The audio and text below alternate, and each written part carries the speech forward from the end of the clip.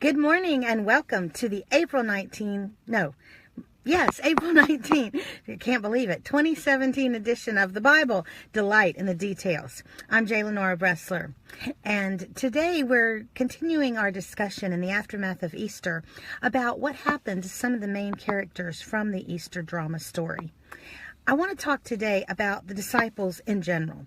You know, as we recall from the gospel stories, the only one of the disciples that did not flee during the crucifixion was John, who was probably, almost certainly, at least church tradition indicates, the youngest, and was possibly very well placed among some of the upper crust religious families.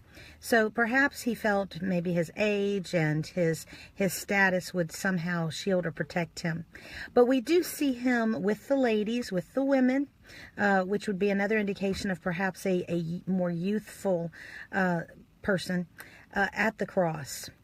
And he was there, of course, running with Peter to see the empty tomb on Sunday. But all of the others were scared little rabbits, and we talked yesterday about how Peter even denied Christ, even with an oath. We go from these scared, timid, on the run, denying kind of people to very strong ambassadors for Christ. Everyone except for John actually died a martyr's death. And John, by the way, didn't get out scot-free either. He had a lot of attempts on his life, terrible things according to church tradition, including being thrown into boiling water and all kind of stuff. But it did not actually kill him. So they all suffered terribly in order to preach the gospel message.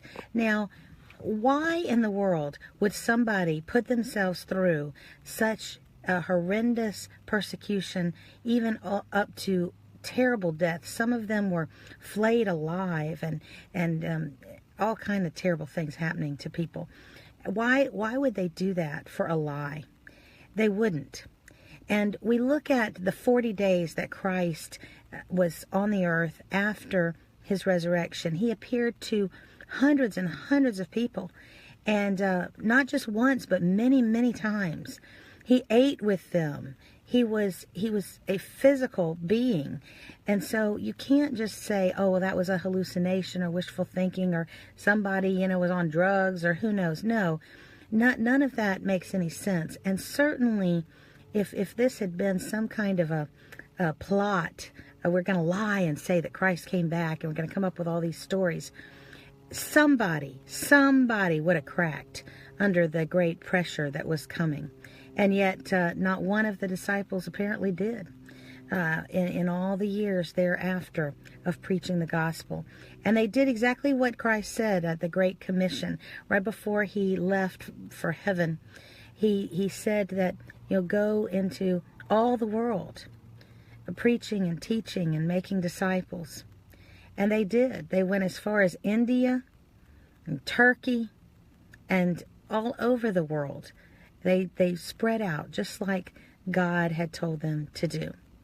So the disciples really grew up rather quickly, and they were inspired by the example of the risen Christ, who showed that through God everything can be overcome, including death itself. I'm Lenora Bresler. Visit me tomorrow in the next edition of the Bible, Delight in the Details.